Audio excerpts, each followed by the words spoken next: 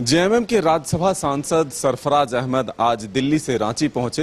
दरअसल जेएमएम के कार्यकारी अध्यक्ष और पूर्व मुख्यमंत्री हेमंत सोरेन को हाईकोर्ट से जमानत मिली है। नेताओं और कार्यकर्ताओं में उत्साह का माहौल है। ऐसे में तमाम नेता हेमंत सोरेन से मिलकर उन्हें शुभकामनाएं दे रहे हैं, उनके ऊर्जा बढ़ा रहे हैं।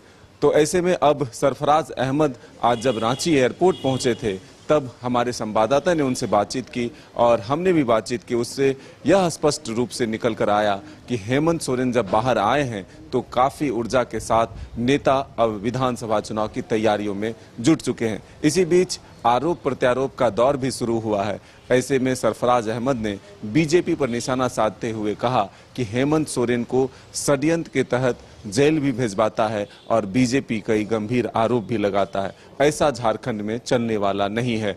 ऐसे में बीजेपी कुछ भी करे हम देखने नहीं जाते, हम झांकने नहीं जाते, तो फिर हम अगर कुछ करते हैं तो उन्हें मिर्ची क्यों लगती है। ये तमाम बातें आज सरफराज अहमद ने दिल्ली से रांची लौटने के बाद कहा है। अब देखना होगा कि हेमंत सोरेन से मुलाकात के बाद सरफराज अहमद और क्या कुछ कहते हैं और झारखंड में जेएमएम की तैयारियां क्या होती है विधानसभा चुनाव को लेकर के, क्योंकि जिस तरह से हेमंत सोरेन ने कहा है कि विधानसभा चुनाव में भी लोकसभा चुनाव के तरह ही बीजेपी का परफॉर्मेंस खराब होगा।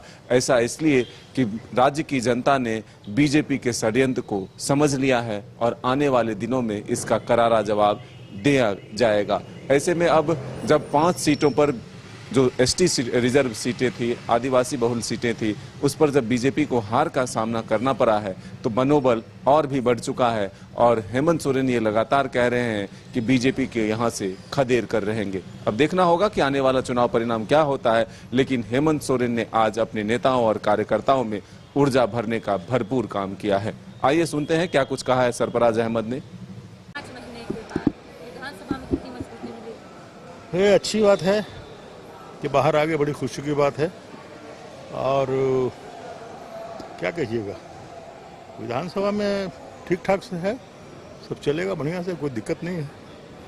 और ये हाई कोर्ट का जजमेंट आपने देखा होगा,